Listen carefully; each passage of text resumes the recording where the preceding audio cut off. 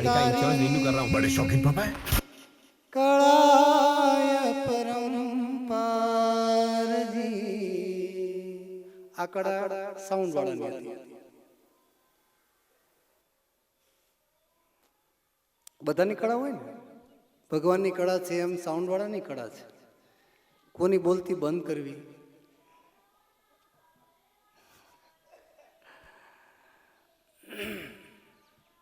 એટલે ભગવાનની આ અદભુત કળા છે. કીડી આપણે જોઈ હશે, એક નાનકડું એવું સૂક્ષ્મ જીવ, પણ એનું કાર્ય કેટલું અદભુત છે. આ 6 ફૂટ કે 5 ફૂટ કે 5.5 ફૂટની હાઈટના મનુષ્યને એટલું સરસ શીખવી જાય છે કે એની વાત ન થઈ શકે. સૌથી ઉદ્યમશીલ વ્યક્તિત્વ હોય તો એ કીડી છે. પોતા કરતા, પોતાના શરીર કરતા 50 ગણું વજન વધારે ઉપાડીને ચાલુ. તમે કેટલો ઉપાડી શકો ડૉક્ટર સાહેબ? અડધું. તમારું 50 કિલો વજન હોય તો એમાં તમે 25 કિલો ઉપાડો, કે 60 કિલો વજન હોય તો તમે 30 કિલો વજન ઉપાડો. પણ કીડી પોતાના શરીર કરતાં, પોતાની કેપેસિટી કરતાં પણ વધારે વજન ઉપાડી ઉચકી અને ચાલી જાય છે. એ ભગવાને આ સૃષ્ટિમાં કીડી કેવી સરસ બનાવી છે. કવિ કાગજી કે કીડીના આંતર કેવી રીતે ઘડ્યા હશે. આપણા તો આંતરડા ચાલો દેખાય, સમજાય કે મનાય પણ ખરા કે બહુ સરસ છે, અને એપેન્ડિક્સનું ઓપરેશન થયું કરવાનું હોય તો ડૉક્ટર સાહેબને વધારે ખબર હોય મારા કરતાં. એપેન્ડિક્સમાં તો છેલ્લે આંતરડાનું પૂછડું જ કાપવાનું હોય ને, એ વધતું હોય છે. બોલો, તો એ આંતરડું ભગવાને કેટલું સરસ બનાવ્યું હશે અને કેવી રીતે એને બનાવ્યું હશે, એમાં કયું હથિયાર વાપર્યું હશે. ડૉક્ટર સાહેબ, ઓપરેશન કરવું હોય તો કેટલા હથિયાર જોઈએ? અંદાજી તમારી 60 થી 70 હથિયારો ઓપરેશન કરવા માટે જોઈએ છે. હવે કીડીને એપેન્ડિક્સનું ઓપરેશન થયું હોય, કરવું હોય તો શું કરવું પડે? ચાલો, જાજામાં જાજી સુગર તો કીડી ખાય છે, તો ડાયાબિટીસ તો એને નથી થતી, માણસને થાય છે. કારણ માણસ ચિંતા કરે છે, ડિપ્રેશનમાં જીવે છે, એટલે ડાયાબિટીસ સુગર આવે છે. કઈ સુગર ખાવાથી સુગર નથી થતી, હે? હા, ઉદ્યમ. અને સુગર એને મહેનત બધું આળસી જાય છે. એટલા માટે જે તમે વસ્તુ ખાવ છો એની કેલરી બાળો જ નહીં તો એ પછી શું સાઈડ ઇફેક્ટ આવવાની છે. અને જે જમો છો એની કેલરી બાળી દો તો કાંઈ વાંધો નથી. એવું છે ને કે બીજું છે કાંઈ?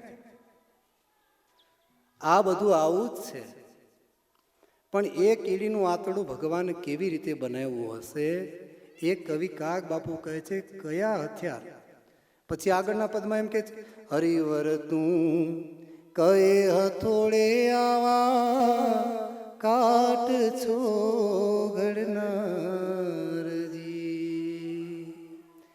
કીડીના આંતર કેમ ઘડ્યા,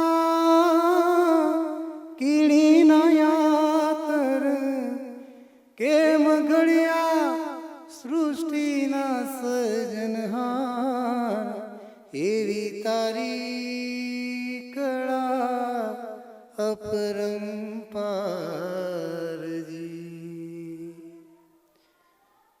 એક બધા અહીંયા બેઠા છે, કોઈના ચહેરા એક સરખા છે? જોઈ લો, જો આજુબાજુમાં જોઈ લો તો ખરી, એક ચેક તો કરી લ્યો. કોઈનો ચહેરો સરખો છે? નથી. કોઈના વાળ સરખા છે? નથી. કોઈના નખ નથી. કોઈના દાંત નથી. કોઈની આંખ. કલર કોમ્યુનિકેશન ભગવાને કેવી રીતે કર્યું હશે? આપણે તો સ્પેશિયલ કપડાં સિલાઈ કરાવવા જવા હોય તો દરજી પાસે જઈએ, અથવા તો જે કાપડની દુકાન હોય એમાં જઈએ, કેટલું કોમ્યુનિકેશન કરીએ, આની સાથે આ મેચિંગ આવશે કે નહીં આવે. જોકે અમારે તો ભગવાનની દયા છે, નો મેચિંગ. અમારે કંઈ મેચિંગ જ નહીં કરવાનું, તો અમારું જીવન બહુ સારું ચાલે. તમે મેચિંગ કરવા જાઓ તો તમારું મેચિંગમાં ઘણું બધું બગડી જાય. આ કલર કોમ્યુનિકેશન ભગવાને કેવી રીતે કર્યું હશે? આ બધા રંગો કેવી રીતે પૂર્યા હશે? આ ભગવાનની અદ્ભુત કળાઓ છે. આ સૃષ્ટિમાં ભગવાનની આટલી બધી અદ્ભુત રચના આ દિવ્ય છે કે ઉપાસ આકાશમાં જો આ ચકલાઓ ચકચક કરે છે, એ કલરો તમને કંટાળાજનક નહીં લાગે. આગળ એની જ જગ્યાએ કોઈ વધારાનો ઘોંઘાટ થતો હોય કે કૃત્રિમ વસ્તુથી બનાવેલી વસ્તુ હોય ને પડે અને પછી એ ધડ ધડ ધડ અવાજ આવે તો તકલીફ પડે ને કાનને. કાન ડેમેજ થઈ જાય કે ભાઈ બહુ ઘોંઘાટ થાય છે, માથું પાકી ગયું છે, આને કોઈ બંધ કરે તો સારું છે. પણ એ બંધ થાય નહીં. ચકલા બંધ થઈ ગયા જો કે એ ભગવાનની દયા છે, એ સમજી ગયા છે આપણી વાતને, એટલે એ લગભગ સાંભળતા તો હશે જ. આ બધી ભગવાનની અદ્ભુત રચનાઓ છે. એ કીડી છે નાનકડી એવી છે, પણ એ નાનો એવો જીવ જ્યારે તમારું 4 માળનું બિલ્ડિંગ હોય, ઉપરના ફ્લોરમાં રહેતા હોય અને તમે ડબ્બામાં સરસ મજાની સુખડી બનાવી હોય કે મોહનથાળ બનાવ્યો હોય અને ડબ્બામાં પેક કરીને એવું સરસ એરટાઈટ કર્યું હોય તો એની અંદર પણ ઘૂસીને ત્યાં બેઠી બેઠી સરસ પાર્ટી કરતી હોય છે. જોઈ છે ને તમે કે નહીં? તમે ગમે એટલું એરટાઈટ કરો, ગમે તેટલી વ્યવસ્થા કરો, છતાં ભગવાન એને પહોંચાડી દે છે. એમાં સૌથી મહત્વનો પાયો શું છે ખબર છે? તમારા નાક છે ને? તો વાંધો નહીં, એની છે. પણ એનું નાકનો હોર્સ પાવર બહુ તેજ છે. ગમે ત્યાંથી એને ગંધ આવી જાય અને તરત પહોંચી જાય. ભગવાને આપણને 2 નાક આપ્યા છે, કામ કરે છે 1. 2 નાક છે ને તમારે કે 1 જ છે? એના ગરનાળા 2 છે. કાન છે 2, કામ કરે છે 1. ગણજો બધું. ભૂલી જતા ને પૂછું તો પછી પરીક્ષા લેવાય તો વચ્ચે વચ્ચે ક્યાંય. આંખ 2 છે, કામ કરે છે 1. હાથ 2 છે, કામ કરે છે 1. પગ 2 છે, કામ કરે છે 1. દાંત 32 છે, કામ કરે છે. કેટલા કામ કરે છે? 1 કામ કરે છે. જીભ 1 છે, કામ કરે છે. બોલો બોલો, તમને ખબર જ છે. તમે ઘણા ડખા કરાવ્યા જ હશે. નથી કરાવ્યા? કાંઈ વાંધો નહીં, કોઈનો મેળ કરાવ્યો હોય તો સારું છે. જીભ 1 છે, કામ કરે છે 2. એક તો સ્વાદ લે છે. આજે સરસ મજાના શાકોત્સવનો જે સ્વાદ લે છે ને માણસે, અમારા પૂજ્ય કૃષ્ણ સેવાદાસજી સ્વામીએ બનાવ્યો છે શાક અને ખીચડી કઢી. એ જે શાકનો સ્વાદ કોણ લેશે? તમે લેશો? તમે નહીં લ્યો, જીભ લેશે તમારી. પછી બોલવાનું કામ કોણ કરે?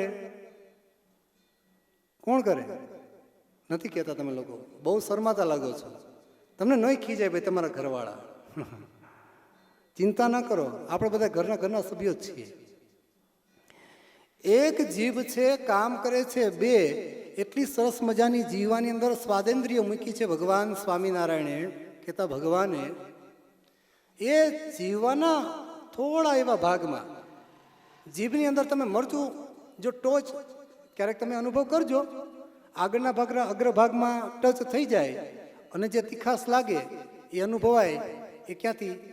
અને મિડલમાં તમે મરચું મૂકજો, પછી એન્ડ ભાગમાં મરચું મૂકજો તો તમને તીખાશ નહીં લાગે. પણ જો જીવાના આગળના ભાગમાં જો અડી ગયું તો તીખું લાગશે, અને વચ્ચેના ભાગમાં જાય તો તીખાશ આવતી. આટલી એવી જગ્યામાં જીવવામાં જે રસના સ્વાદેન્દ્રિય મૂકી છે ભગવાને, આ ભગવાનની અદ્ભુત કળા છે.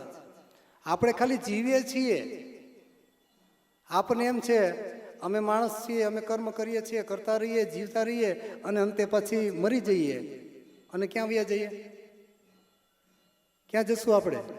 એ આપણે નક્કી કરવાનું છે. એ આપણા હાથમાં છે, એ ભગવાનના હાથમાં નથી. ભગવાનના હાથમાં એ છે કે તમે જે પ્રકારનું કર્મ કરશો એ પ્રમાણનું ફળ પામશો. એટલે આપણને ભગવાન છે એ પોતાની આ દિવ્ય અલૌકિક સૃષ્ટિની અંદર ક્યાંય ને ક્યાંય એવી સરસ જગ્યા આપી છે અને આ ભગવાનની અદ્ભુત કળા છે. આજે આપણને અંદરથી વાળ ઉગે છે.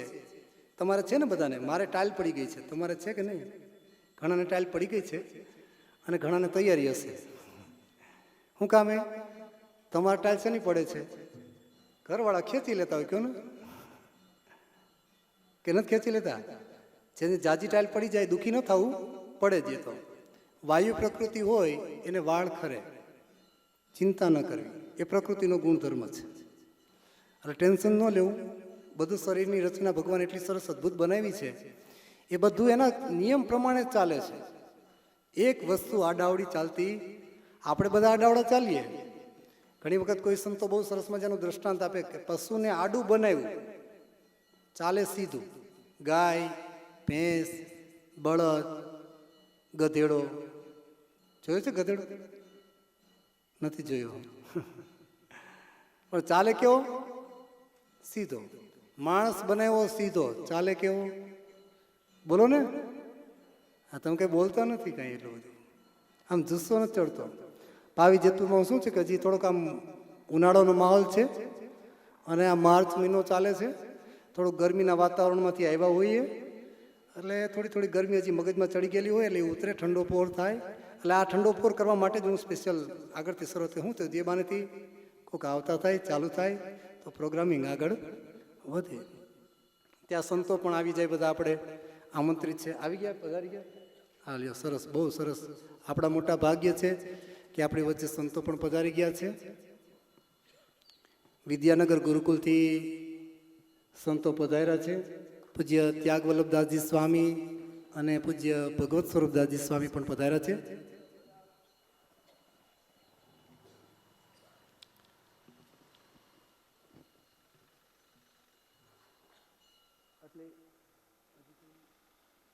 બધા નિહાળીએ છીએ પણ આપણે જ્યારે માણીએ છીએ એને કંઈક જુદી રીતે માણીએ છીએ. ખરેખર વાસ્તવમાં તો આને માણવા જેવી એવી છે કે આપણને રોજ સુખ આપે છે, શાંતિ આપે છે, પ્રેમ, આ બધું જ ભગવાન અર્પે છે. પણ એનો આપણે ઉપયોગ કરી શકતા નથી.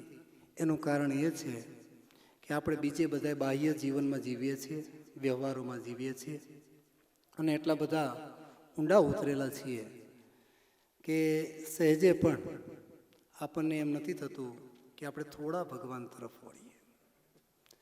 આ ભગવાને આટલું સરસ મજાનું મનુષ્ય તન આપ્યું છે. તમને બધું ગણાવ્યું ને, હજી તો ઘણું બધું ડિટેલ છે પણ આપણી પાસે બહુ સમય નથી. સમય એટલા માટે નથી કે હજી બીજો આગળનો કાર્યક્રમ આપણે ચાલુ કરવો છે, પ્રારંભ કરવો છે. એ આપણે અવારનવાર આવશું ત્યારે તમને સમજાવતા જશું કે આ સૃષ્ટિમાં ભગવાને કેટલું બધું આપ્યું છે આપણને. અને એમાં આપણને આ શરીર આપ્યું છે ને એ બહુ મહત્વનું છે. કોઈ વખત એક વખત સ્વામી વિવેકાનંદજીને કોઈ એક વ્યક્તિ મળ્યો અને પાસે બેઠો બેઠો રડતો હશે કે બાપજી મારી ઉપર કંઈક કૃપા કરો. અને સાધુ સંતો પાસે હંમેશા બધા આશીર્વાદ માગવા જ આવતા હોય છે, યાચના કરવા જ આવે કે બાપજી તમે અમારે કંઈક ઉપર કંઈક કૃપા કરો, આશીર્વાદ વરસાવો તો અમારા જીવનું બહુ સારું થાય. ભાઈ સારું થશે, તું સારું કર્મ કરવા માંડીશ એટલે સારું જ થવાનું છે, કોઈનું ખરાબ થતું નથી. એટલે સ્વામી વિવેકાનંદજી પાસે આવી અને એમને કીધું કે હું બહુ દુઃખી છું, ભગવાને મને કાંઈ દીધું નથી. એવો પશ્ચાતાપ કરતો હતો. એટલે સ્વામી વિવેકાનંદજી કે સારું, તને ભગવાને કાંઈ દીધું નથી? કશું જ નહીં? તો કે ના, મને કશું આપ્યું નથી ભગવાને. તો કે ચાલ મારી સાથે. આ નગરના બહુ મોટા નગર શેઠ છે, એમને ભગવાને એક આંખ નથી આપી, એક પગ નથી આપ્યો, કે જે નહીં આપ્યું તે તું એને એક આંખ આપી દે તારી, તો એને બે આંખ થઈ જાય, સરસ રીતે એને જોઈ પણ સારું શકે.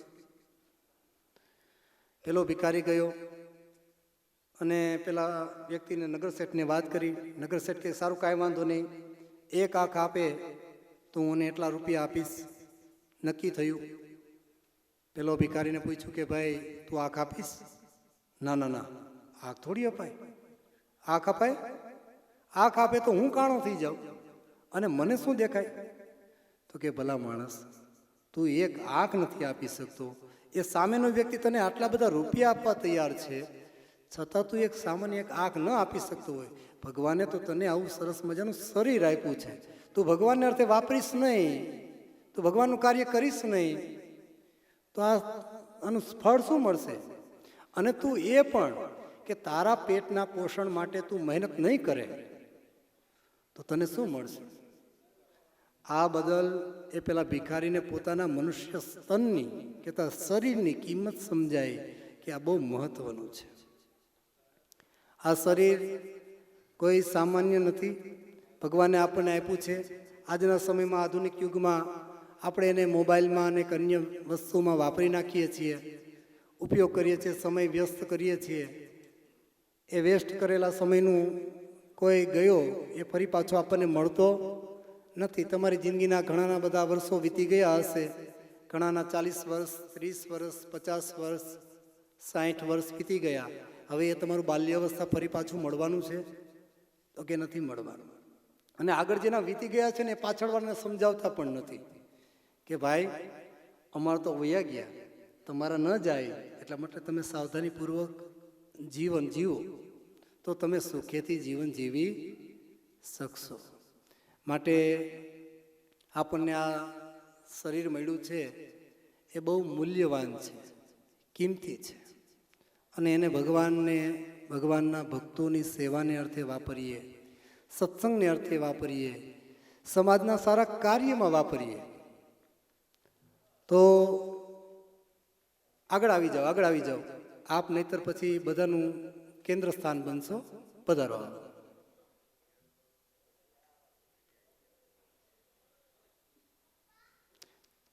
જે ભક્તોને કહેવામાં આવે એ તરત ઊભા થઈને આવી જજો.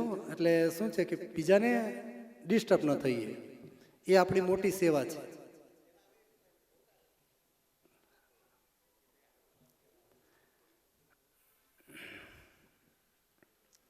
તો આ મનુષ્ય તન આપણને એટલા માટે મળ્યું છે, એનો સારો સદુપયોગ કરી લેવો જોઈએ. એટલે આ મળ્યું છે એને સારી રીતે વાપરી પણ લેવું જોઈએ.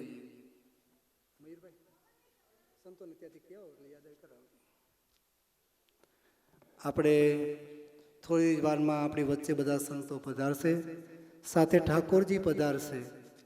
એટલે ઠાકોરજી અને સંતો આપણી વચ્ચે આવે એટલે પોતપોતાના સ્થાને અથવા તો તાળી વાદનથી આપણે બધા સંતોનું સ્વાગત કરશું. જેવા સંતો અને ઠાકોરજી પધારે એટલે આપણી ભારતીય સંસ્કૃતિ અનુસાર કે એમનું સ્વાગત કરવું જોઈએ કે ન કરવું જોઈએ. અને બ્રહ્માનંદ સ્વામીએ સરસ મજાનું પદ રચ્યું છે, સંત પરમ હિતકારી રે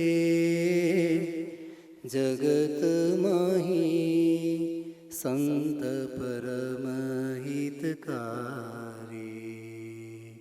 સંત પરમ હિતકારી રે જગત માહી, સંત પરમ હિતકારી.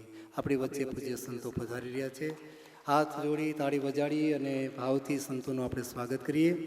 પરમ પૂજ્યપાદ ત્યાગ વલ્લભદાસજી સ્વામી, પરમ પૂજ્ય ભગવત સ્વરૂપદાસજી સ્વામી, પરમ પૂજ્ય કૃષ્ણ સેવાદાસજી સ્વામી આપણી વચ્ચે ઉપસ્થિત થઈ રહ્યા છે, પધારે છે. આપણે એમનું ભાવભીનું સ્વાગત કરીએ. આવો પધારો સંતો.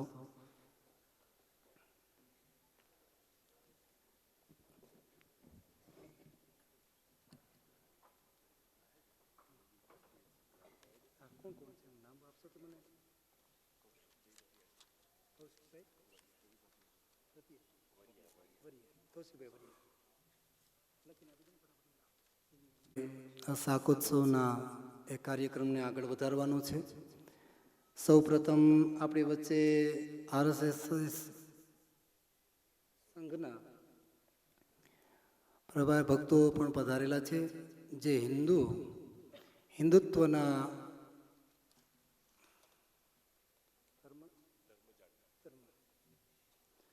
જેઓ ધર્મ જાગરણ વિભાગ વડોદરા આયોજક છે, સંયોજક એવા કૌશિકભાઈ વરિયાજી પણ પોતે પણ અહીં ઉપર આવશે અને એમનું સ્થાન ગ્રહણ કરશે. આજે આપણે આ મંચ ઉપર વિરાજિત સંતો અને એ RSS સંઘના સંયોજક શ્રીઓને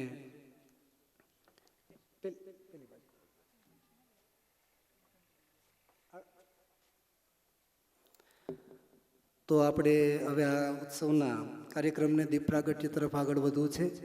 એ માટે હું પૂજ્ય સંતોના તે આપણી વચ્ચે ઉપસ્થિત સંતો અને મહાનુભાવ શ્રીના વરદ હસ્તે દીપ પ્રાગટ્ય થયું.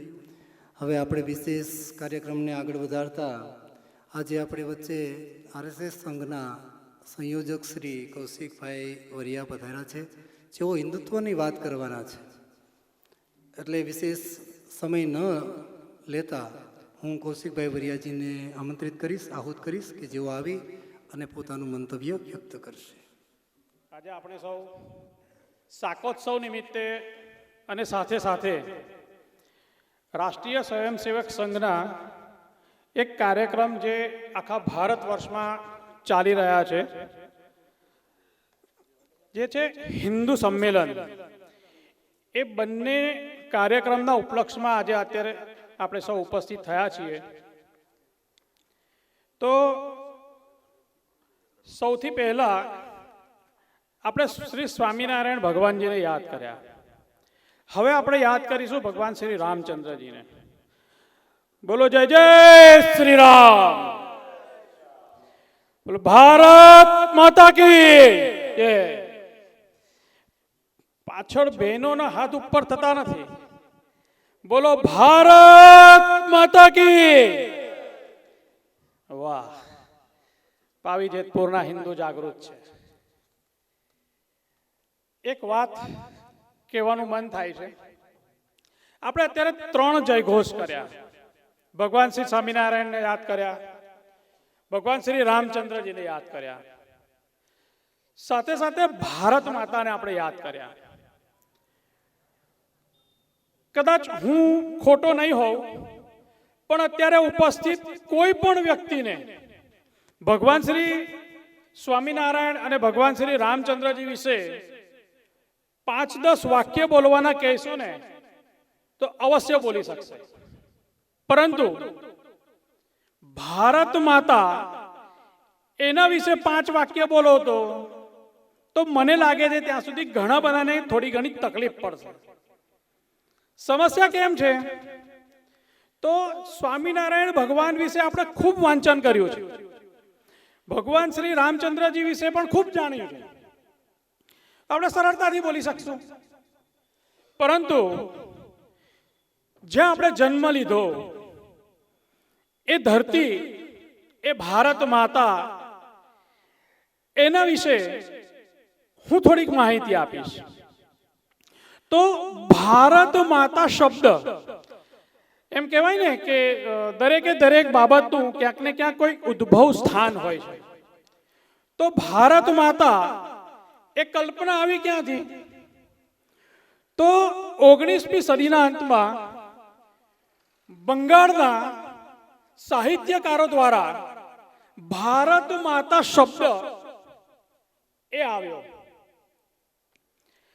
બંકિમચંદ્ર ચેટર્જીના વંદે માતરમ ગીત એનાથી પ્રેરિત થઈ અને રવીન્દ્રનાથ ટાગોર એમના દ્વારા એક ચિત્રિત ભગવાધારી સ્ત્રી, એ છબી, એ સ્વદેશીનું જ્યારે ચળવળ શરૂ થઈ ત્યારે રાષ્ટ્રીય એકતાનું એ પ્રતીક બની અને અંગ્રેજોની સામે લડવા માટે ભારતીયોમાં જુસ્સો ઉત્પન્ન કર્યો.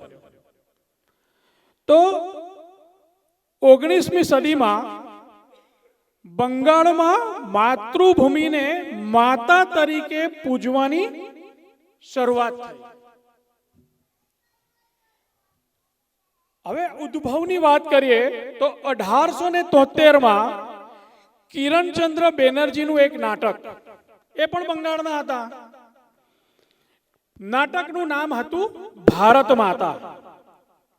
એમાં સૌ પ્રથમ વખત આ દેશમાં ભારત માતા શબ્દનો ઉપયોગ કર્યો.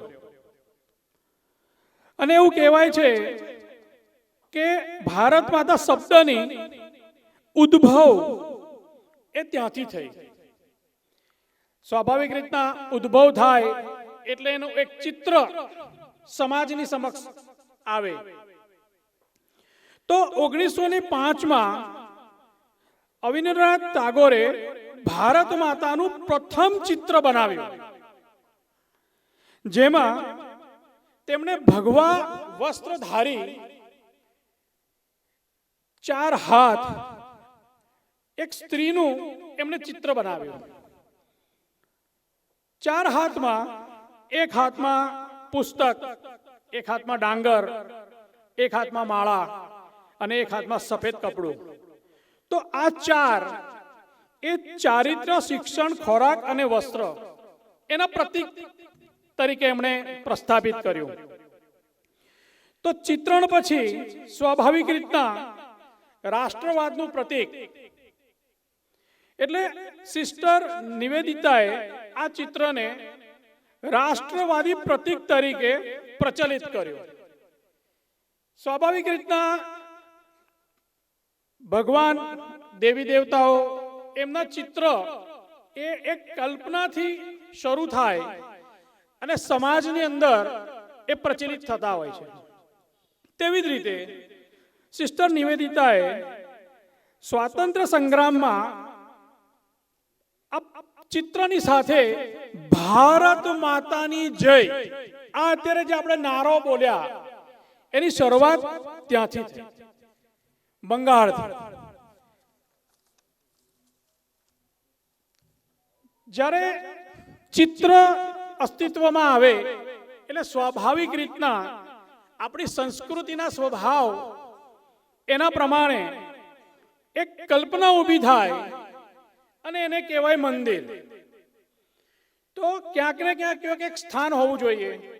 એ સ્થાનને ધ્યાનમાં રાખી અને 1936માં વારાણસીમાં શિવપ્રદાસ ગુપ્ત એ નામના વ્યક્તિએ સૌ પ્રથમ વખત ભારત માતાનું મંદિર એ બનાવ્યું.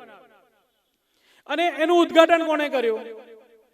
તો મહાત્મા ગાંધીએ એ મંદિરનું ઉદ્ઘાટન કર્યું.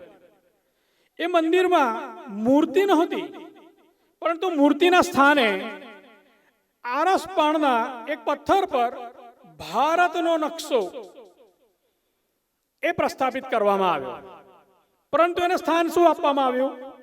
મંદિરમાં મૂર્તિ તરીકે. અને વૈશ્વિક જ્યારે પણ મંદિરની અંદર ભગવાન, દેવી દેવતા કે ભારત માતા એમનું સ્થાપન કરવામાં આવે તો વૈશ્વિક સ્વીકૃતિ, સમાજની અંદર એની સ્વીકૃતિ, કારણ કે મંદિર એ તો એક સ્થાનિક સ્થાન છે.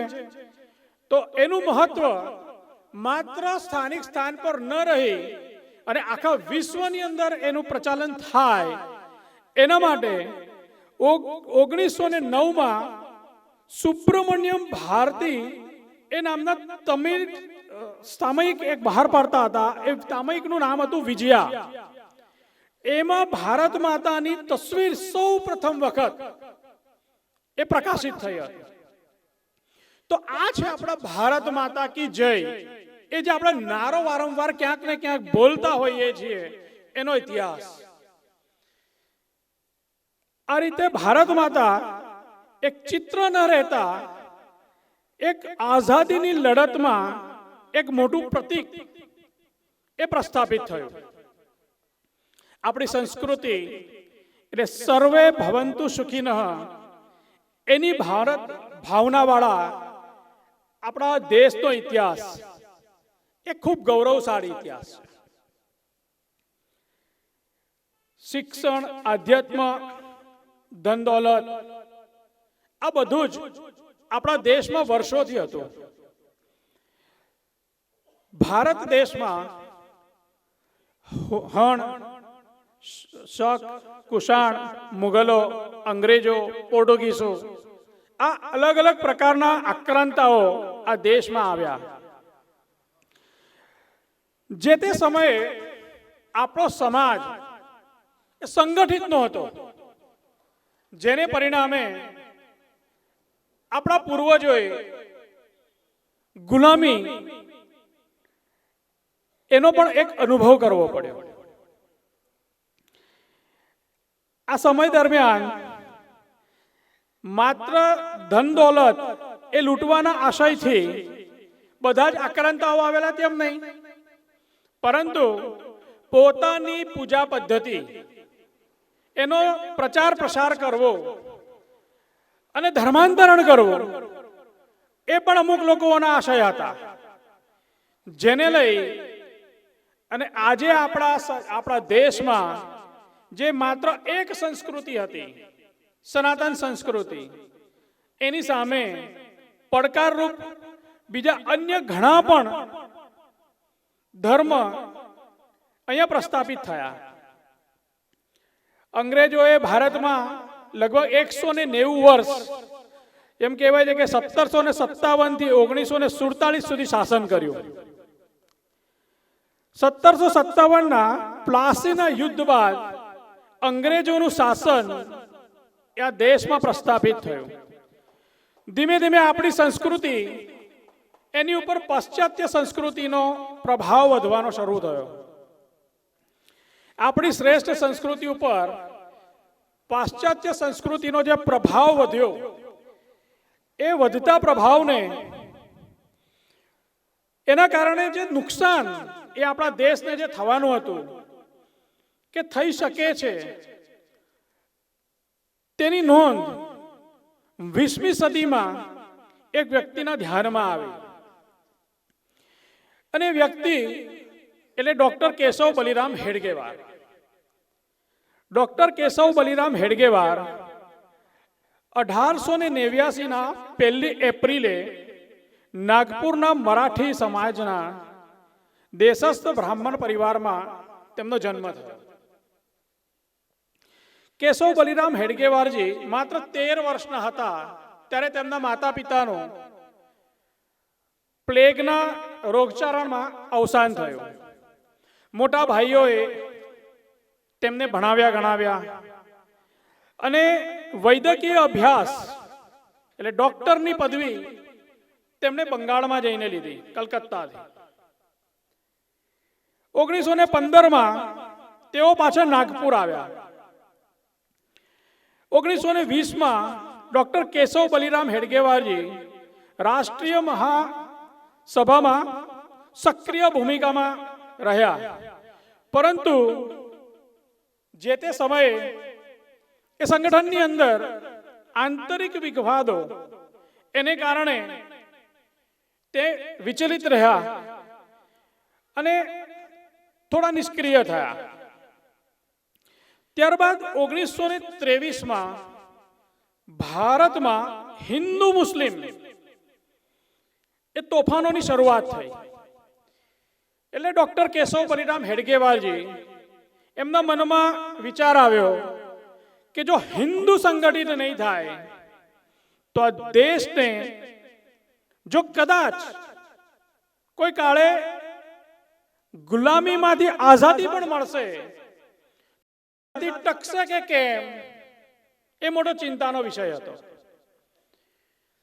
તો એ આઝાદીને ટકાવી રાખવા માટે હિન્દુ સમુદાય એ એકત્રિત થાય એ ભાવના સાથે 1925માં વિજયાદશમીના દિવસે નાગપુરમાં મોહિતેવાડા કરીને એક સ્થાન છે, એ સ્થાનમાં એમના પરિચિત નજીકના જે મિત્રગણ હતા, તે જેમને હિન્દુ સમુદાય અને દેશ માટે લાગણી છે, તેવા લોકોના એક સમુદાયને ભેગો કરવાની શરૂઆત કરી. શરૂઆતમાં 1 કલાક ભેગા થવું, બધા એકત્રિત થાય, થોડી બૌદ્ધિક વાતો થાય, થોડા શારીરિક કાર્યક્રમો થાય. આ પ્રકારે ભેગા થઈ અને સમાજના કોઈક ને કોઈક કામ કરવા એ પ્રમાણે નક્કી થયું અને કામ ધીમે ધીમે ઊભું થયું. 6 મહિના થયા તો વિચાર થયો કે સંગઠન આ જ રીતના ચાલશે તો એ ઠીક પણ નથી, એને કોઈક એક નામ આપવું પડશે. તો નામ આપવા માટે જે સ્વયંસેવકો એકત્રિત થતા હતા એ બધાને નામનું સૂચન કરવા માટે ડોક્ટર કેશવ બલિરામ હેડગેવારજીએ અનુરોધ કર્યો. બધાએ અલગ અલગ પ્રકારના નામોની સૂચન આપ્યું. એમાં સાવલકર નામના એક સ્વયંસેવક હતા, એમણે નામ આપ્યું રાષ્ટ્રીય સ્વયંસેવક સંઘ. અને ત્યારથી એ સંગઠનનું નામ પડ્યું રાષ્ટ્રીય સ્વયંસેવક સંઘ. 1925માં એની સ્થાપના થઈ. આજે 2025 100 વર્ષ રાષ્ટ્રીય સ્વયંસેવક સંઘે પૂર્ણ કર્યા. આપણે સૌ જાણીએ છીએ કે ઘણા બધા રાજકીય, સામાજિક, ધાર્મિક આવા બધા સંગઠનો ઊભા થાય છે, પરંતુ કોઈક ને કોઈક કારણસર એ લાંબા સમય સુધી ચાલી નથી શકતા. તો એનું રહસ્ય શું? તો જ્યારે સંઘની સ્થાપના થઈ તો બધા સ્વયંસેવકો ડોક્ટર કેશવ બલિરામ હેડગેવારજીને પોતાનો આદર્શ માનતા, એમને ગુરુ તરીકે માનતા. તો થોડા સમય પછી ગુરુ પૂર્ણિમાનો ઉત્સવ આવ્યો. તો ગુરુ પૂર્ણિમાનો ઉત્સવ એ સ્વયંસેવકોએ ઉજવવાની વિચારણા એમણે ડોક્ટરજી સામે મૂકી કે અમારી આ એક અપેક્ષા છે. તો સંઘમાં તો પહેલેથી નક્કી હતું કે સર્વસંમતિથી બધા કાર્ય કરવા. નક્કી થયું કે આપણે આ કાર્યક્રમની ઉજવણી કરશું. એટલે સ્વાભાવિક રીતના બધા જ સ્વયંસેવકોના મનમાં એવો ભાવ આવ્યો કે જ્યારે આપણે ગુરુ પૂર્ણિમા ઉત્સવ મનાવીશું ત્યારે ડોક્ટર કેશવ બલિરામ હેડગેવારજી એ ગુરુ સ્થાને પ્રસ્થાપિત થશે અને આપણે એમનું પૂજન કરશું. સામાન્ય જનમાનસમાં આ પ્રકારનું ભાવના હોય છે. કાર્યક્રમની રૂપરેખા નક્કી થઈ. કાર્યક્રમની શરૂઆત થતા ડોક્ટરજી આવ્યા અને સાથે એક ભગવો ધ્વજ લઈને આવ્યા, કેસરી કલરનો ધ્વજ. એમણે એક કાઠી ઉપર એ ધ્વજને પ્રસ્થાપિત કર્યો અને ઘોષણા કરી, આજથી રાષ્ટ્રીય સ્વયંસેવક સંઘના ગુરુ તરીકે આ કેસરી ધ્વજ એને આપણે પ્રસ્થાપિત કરીએ છીએ. એમને કારણ પૂછવામાં આવ્યું, આવું કેમ ગુરુજી? તો એમણે સહજિકતાથી કહ્યું કે જો ગુરુ સ્થાને હું મારી જાતને મૂકીશ તો હું અંતે તો મનુષ્ય છું. મારી ભાવના કોઈક એક સ્વયંસેવક તરફ વધારે હશે અને ઓછી ભાવના કોઈક એક સ્વયંસેવક તરફ હોઈ શકે છે. આ થવાની શક્યતા છે કારણ કે હું પોતે મનુષ્ય છું. પરંતુ કોઈ વ્યક્તિમાં નહીં, પરંતુ તત્વને રાષ્ટ્રીય સ્વયંસેવક સંઘે પોતાના ગુરુ તરીકે સ્વીકાર્યું અને આજની તારીખમાં 100 વર્ષે પણ સંઘની શાખામાં ગુરુ તરીકે એ ભગવા ધ્વજને મૂકવામાં આવે છે. અને દર ગુરુ પૂર્ણિમાએ દરેક સ્વયંસેવક એને ગુરુ તરીકે પૂજન કરી અને ગુરુ દક્ષિણા અર્પણ કરે છે. શરૂઆતમાં જ્યારે ડોક્ટરજીએ સંઘની સ્થાપના કરી ત્યારે સંઘનું કાર્ય જે છે એ કાર્ય ડોક્ટરજીના મિત્ર પાસેથી થોડું અનુદાન લઈ, સેવાકીય નિધિ લઈ અને સંઘનું કાર્ય અને સેવા કાર્ય ચાલતા. પરંતુ થોડા સમય પછી ડોક્ટરજીએ વિચાર કર્યો, સ્વયંસેવકોની સામે એ વિચાર મૂક્યો કે સંઘ પણ આત્મનિર્ભર હોવો જોઈએ. સ્વયંસેવકોના અનુદાનથી જ સંઘ કાર્ય થાય, સમાજના અનુદાનથી થાય. તે માટે સંઘની અંદર દર ગુરુ પૂર્ણિમાએ ગુરુ પૂજન થાય છે અને પ્રત્યેક સ્વયંસેવક એ વર્ષ દરમિયાન એ પોતાની જે રાશિ જે નિશ્ચિત કરેલી હોય છે એ ગુરુ દક્ષિણા તરીકે સમર્પિત કરે છે અને આખા વર્ષ દરમિયાન સમગ્ર ભારત વર્ષમાં જે સંઘના કાર્ય થાય છે તેમાં એ રાશિનો ઉપયોગ થાય છે. સ્વાભાવિક રીતના નિસ્વાર્થ ભાવે શરૂ કરેલું આ સંગઠન આજે સમગ્ર વિશ્વમાં સૌથી મોટામાં મોટું સ્વયંસેવી સંગઠન એ રાષ્ટ્રીય સ્વયંસેવક સંઘ બન્યો. આજે અમને એક સ્વયંસેવક તરીકે ગર્વ થાય છે કહેતા કે દુનિયાના લગભગ 50 કરતાં વધારે દેશોમાં આજે રાષ્ટ્રીય સ્વયંસેવક સંઘ એ કાર્યરત છે. ક્યાંક ને ક્યાંક એ કાર્ય કરી રહ્યા છે. 1989ની સાલથી અલગ અલગ પ્રકારના સેવા કાર્યોની શરૂઆત થઈ અને લગભગ 1,29,000 સ્થાને રાષ્ટ્રીય સ્વયંસેવક સંઘના સેવા કાર્યો ચાલી રહ્યા છે. એક મનમાં વિચાર આવ્યો સંઘને કે આજે 100 વર્ષ પૂર્ણ થયા તો શું આ બધા જ કાર્ય માત્ર સંઘ જ કરશે? નહીં, તો એ સમાજ કરશે. તો એ ભાવનાને લઈ અને આજે શતાબ્દી વર્ષ જે રાષ્ટ્રીય સ્વયંસેવક સંઘ ઉજવી રહ્યું છે, તો આખા ભારત વર્ષમાં સંઘની દ્રષ્ટિએ 10,000 લોકો જ્યાં વસતા હોય એને એક વસ્તી કહેવામાં આવે છે. એવી હજારો વસ્તી આ ભારત દેશમાં છે. તાલુકા, મંડળ, જિલ્લા આ બધા જ સ્તરે અત્યારે હિન્દુ સંમેલનો થઈ રહ્યા છે. કોઈ પણ સમાજ હોય, કોઈ પણ સંપ્રદાયમાં માનતા હોય, પરંતુ જ્યાં દેશની વાત આવે ત્યાં બધા જ એક હિન્દુ તરીકે એક થાય અને સંતગણના આશીર્વાદ પ્રાપ્ત કરી અને હિન્દુ સમુદાયની સાથે રહી અને રાષ્ટ્રના હિત માટે આપણે સૌ કાર્ય કરીએ. એના માટે આજે આખા ભારત વર્ષમાં આ કાલખંડમાં હિન્દુ સંમેલનો થઈ રહ્યા છે. અમે આભારી છીએ સ્વામિનારાયણ સંપ્રદાયના સંતોના કે આજે શાકોત્સવના નિમિત્ત સાથે અમને પણ જોડ્યા અને અમને પણ અવસર આપ્યો કે આ હિન્દુ સંમેલનનો જે વાત છે એ હિન્દુ સમુદાય એના સમક્ષ મૂકવામાં આવે. આજે રાષ્ટ્રીય સ્વયંસેવક સંઘ એ આ શતાબ્દી વર્ષ નિમિત્તે 5 જે મુખ્ય મુદ્દા છે એ 5 મુખ્ય મુદ્દાને લઈ અને સમાજની સમક્ષ આવ્યો છે. તો આ 5 મુદ્દા કયા છે? તો સામાજિક સમરસતા, કુટુંબ પ્રબોધન, પર્યાવરણ સુરક્ષા, સ્વદેશી અને છેલ્લું છે નાગરિક કર્તવ્ય. આ 5 મુદ્દાઓ એ સમાજ પોતે ઉપાડે. જે સંઘ માત્ર પ્રેરણા આપશે, પરંતુ સમગ્ર સમાજ આ 5 મુદ્દાને લઈ અને કાર્યરત થાય એ સંઘની કલ્પના છે. તો સામાજિક સમરસતા એમાં શું હોઈ શકે?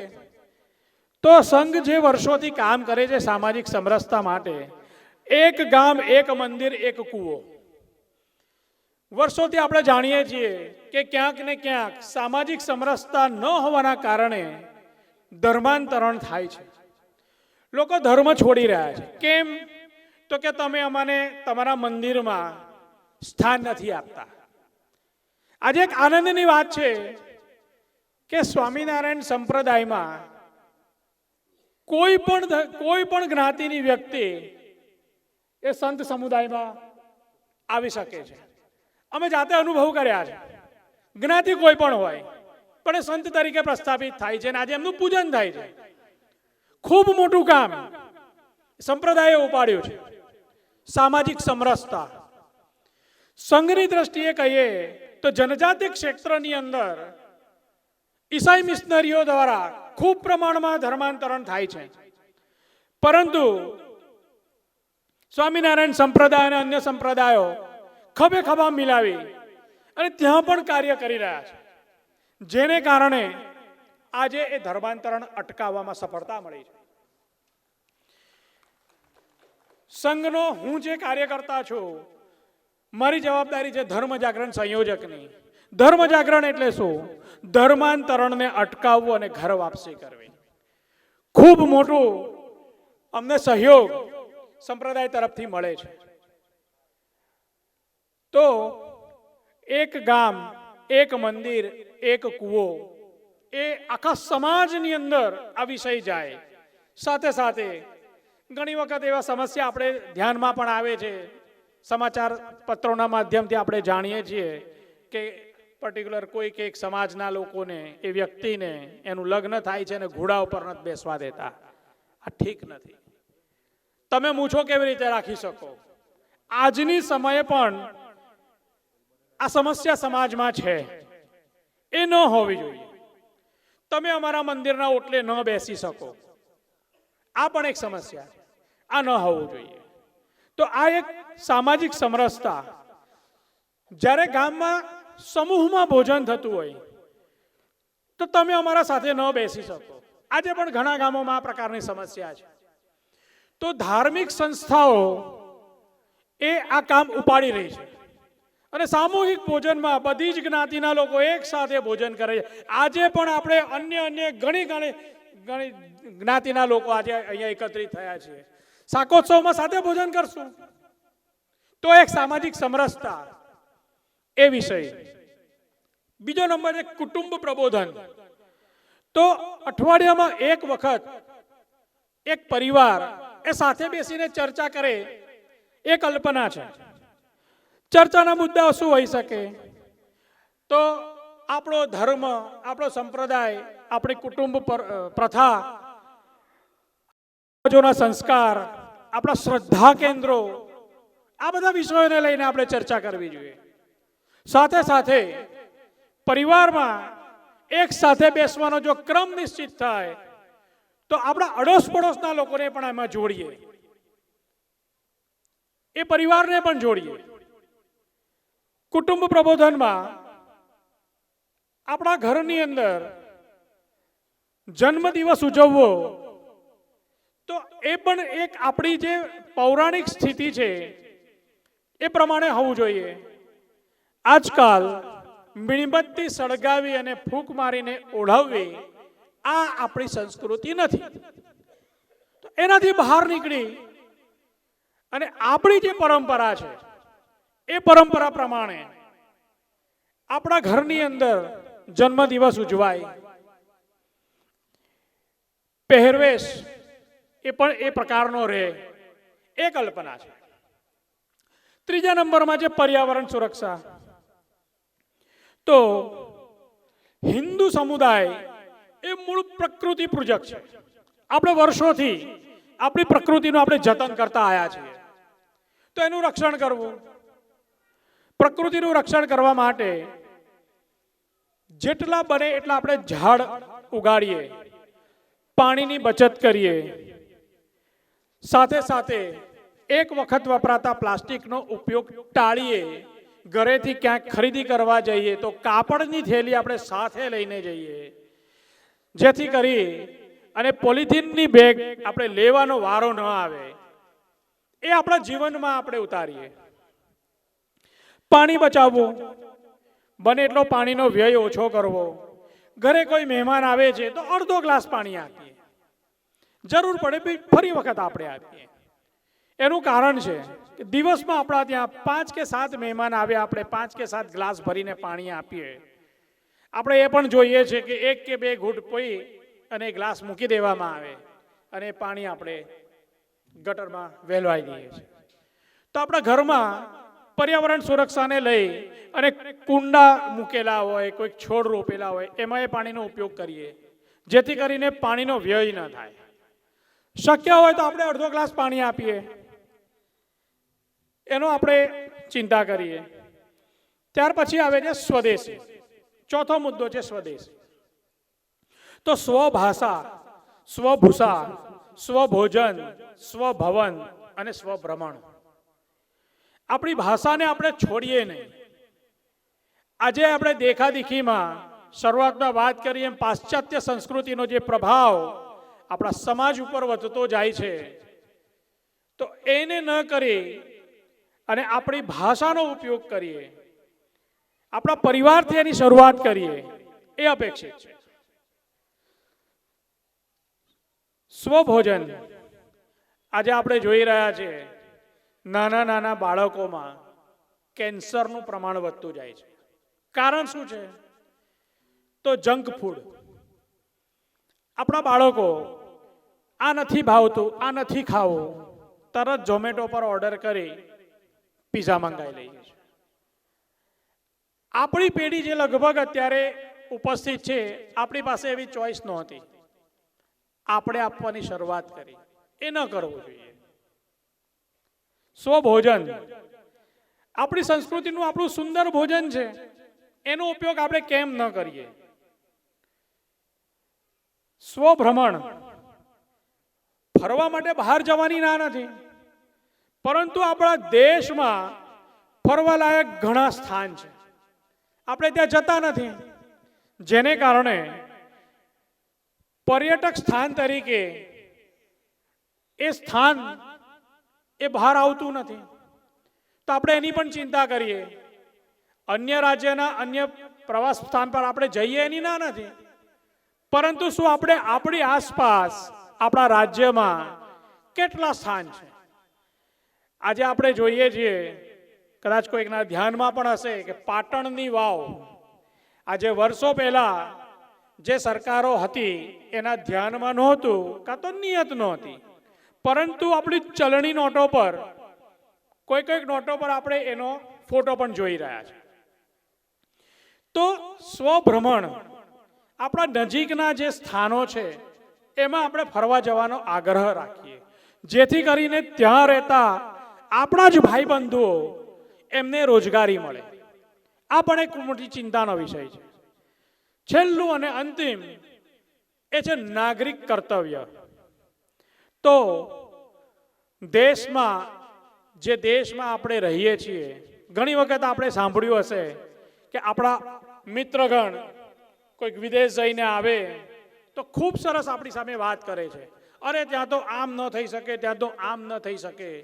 આ બધી બાબતોને લઈ અને આપણા પૂર્વ રાષ્ટ્રપતિ ડૉક્ટર APJ અબ્દુલ કલામ એમણે કોટ કર્યું હતું એક વખત કે આપણે વિદેશના કાયદાને જેટલું સન્માન કરીએ છીએ એટલું જ સન્માન આપણે આપણા દેશના કાયદાને આપીએ. આપણું સંવિધાન, આપણો દેશ. શા માટે આપણે રોંગ સાઈડ પર જવું? આપણે વાત કરીએ છીએ કે જાપાનમાં તો રાત્રે 2 વાગે પણ લાલ લાઈટ થાય ને તો ગાડી ઊભી રહી જાય છે. આપણા ત્યાં પણ કાયદો છે જ, આપણે એનું પાલન કેમ ન કરીએ? આપણે પણ કરવું જોઈએ. ઘણા શહેરોમાં, આજે વડોદરામાં પણ, હું વડોદરાનો છું, વડોદરામાં પણ અત્યારે પ્રયોગ શરૂ થઈ ગયો છે, અડધી રાત્રે પણ ટ્રાફિક સિગ્નલો ચાલુ હોય છે. તો ધીમે ધીમે આપણે એ તરફ આગળ વધીએ અને કોઈને નુકસાન ન થાય. આપણો કાયદો કહે છે કે કોઈને નુકસાન ન કરવું, તો સ્વાભાવિક રીતે આપણે એ વિચાર કરી અને રોંગ સાઈડ પર વ્હીકલ ન ચલાવવું, લાલ લાઈટ હોય તો ઊભું રહેવું, કોઈને નુકસાન થાય તે રીતનું કોઈ પણ કાર્ય ન કરવું. આ બધા જે મુદ્દા છે એ આપણા નાગરિક કર્તવ્યના મુદ્દા છે. તો કુલ મળી અને રાષ્ટ્રીય સ્વયંસેવક સંઘના આજે શતાબ્દી વર્ષ નિમિત્તે જે હિન્દુ સંમેલનો થાય છે, હિન્દુ સંમેલનોમાં આ 5 મુદ્દાઓ સમાજ સમક્ષ લઈને જવા એ સંઘનો વિચાર છે. અને આ માત્ર બૌદ્ધિક વાત ન રહે, પરંતુ પ્રત્યેક નાગરિકના આચરણમાં આ મુદ્દા આવે તે અપેક્ષિત છે. અને આ 5 મુદ્દાને ધ્યાનમાં લઈ અને સમાજ એ એકત્રિત થાય એ મુખ્ય વાત છે. હિન્દુ સંમેલન તો આપણે થોડા સમય પહેલા એક ડાયલોગ સોશિયલ મીડિયા અને ન્યૂઝ મીડિયાના માધ્યમથી ઉત્તર પ્રદેશથી આવેલો એને સાંભળ્યો. બટોકે તો અવાજ નહીં આવ્યો, બટોકે તો કટોગે. આ આપણે ધ્યાનમાં રાખવાનું છે. એટલા માટે પંથ સંપ્રદાય કોઈ પણ હોય, મારી આસ્થા ક્યાંય પણ હોય, પરંતુ જ્યારે રાષ્ટ્રની વાત આવે, હિન્દુત્વની વાત આવે, ત્યારે બધા જ એક છે. એટલા માટે 2 સૂત્રને ધ્યાનમાં રાખવાની જરૂર છે. બટોગે તો કટોગે, એક હે તો નેક હે. એટલા માટે આપણે ગુજરાતીમાં એક કહેવત હતી કે એકલી લાકડીને તો કોઈ પણ તોડી શકે, પરંતુ સમૂહમાં જો લાકડી હોય એને તોડવી મુશ્કેલ છે. એ વાતને ધ્યાનમાં રાખી અને હિન્દુ સમુદાય એ એક થઈને રહે. ગામની, સમાજની, ધર્મની કોઈ પણ સમસ્યા હોય, જ્યારે પણ હોય, જ્ઞાતિ જ્ઞાતિ પંથ સંપ્રદાય એ બધાને બાજુ પર મૂકી અને એક થઈ અને આપણે શક્તિ પ્રદર્શનની જરૂર છે. આજે આપણો દેશ એ વિશ્વની અંદર આપણે જોઈ છે આપણી શક્તિ. ભૂતકાળમાં યુક્રેનના યુદ્ધમાં આપણે જોયું હશે કે ભારતના તિરંગાને લઈને જેટલા પણ આપણા વિદ્યાર્થી ત્યાંથી નીકળ્યા છે તો ન તો યુક્રેને એમની પર હુમલો કર્યો છે ન તો રશિયાએ કર્યો છે. એ ભારતની તાકાત છે, એ આજે આપણી શક્તિ છે. અત્યારના સમયમાં ઈરાનનું યુદ્ધ ચાલી રહ્યું છે. બધા જ જાણીએ છીએ દુનિયાના મોટા ભાગના અખાતી દેશોમાંથી આવતા ક્રૂડ ઓઇલના ટેન્કરો ત્યાં પડ્યા છે. આપણું ટેન્કર ગુજરાત આવી ગયું. એ છે ભારતની શક્તિ. એ શક્તિ કોઈ એક વ્યક્તિની નથી, આ હિન્દુ સમુદાયની છે, આ એકતાની છે. એટલા માટે જ્યારે જ્યારે પણ દેશને, ધર્મને, સમાજને જ્યારે પણ જરૂર પડે આ જ રીતે આપણે હિન્દુ એક થઈએ એ અપેક્ષા છે. હિન્દુ સંમેલનનું રાખવાનું રાષ્ટ્રીય સ્વયંસેવક સંઘનું મુખ્ય ઉદ્દેશ પંચ પરિવર્તનનો વિષય એ સમાજનો વિષય બને, પ્રત્યેક પરિવારનો વિષય બને અને હિન્દુ સમુદાય એક થાય. અને જે રીતે આ એક ટેન્કર આપણી ઈરાનના અખાતમાંથી અહીંયા આવી છે તો બધી જ ટેન્કરો આવે એ આ શક્તિ એ વિશ્વએ જોઈ છે. વિશ્વને ખબર છે જ્યાં પણ યુદ્ધ થાય છે, આજે આપણે મીડિયામાં જોઈએ છીએ, બધાની નજર એ ભારત તરફ છે. કેમ? એનું કારણ કે હિન્દુ સમુદાય એમને આશીર્વાદ સંત સમુદાયના હંમેશા પ્રાપ્ત થાય છે. આપણે ઈશ્વરને જોયા નથી, પરંતુ ઈશ્વર રૂપી સંત સમુદાય એમના આશીર્વાદ એ આપણા માટે કાફી છે. આપણે હિન્દુ સંમેલન નિમિત્તે અહીં એકત્રિત થયા, શાકોત્સવ નિમિત્તે એકત્રિત થયા અને સંઘનો આ વિચાર આપના સમક્ષ મૂકવાનો અમને જે ચાન્સ આપ્યો, જે લહાવો આપ્યો એ માટે સંત સમુદાયને ખૂબ ખૂબ વંદન, ખૂબ ખૂબ અમને આશીર્વાદ પ્રાપ્ત રહે. મારી વાણીને અહીં વિરમો છું. અસ્તુ. આપણે અન્ય સંત સમુદાયના પણ આશીર્વચન લેવાના છે. અસ્તુ.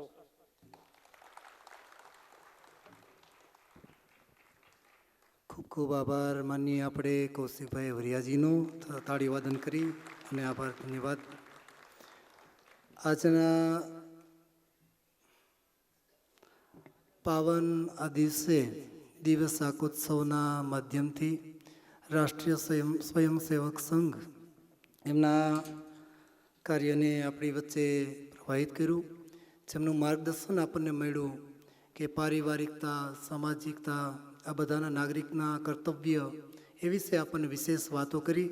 એ બદલ એમને ખૂબ ખૂબ ધન્યવાદ. હવે ત્યારબાદ આપણને કાર્યક્રમને આગળ વધારતા આપણે પૂજ્યપાદ અચલજીવનદાસજી સ્વામીના વક્તવ્યનું શ્રવણ કરવાનું છે. જેઓ સ્વામી નીલકંઠધામ અને ખૂબ સારી કથા વાર્તા કરે છે. ભગવાને એમને સારો સુંદર મજાનો ગુણ આપ્યો છે.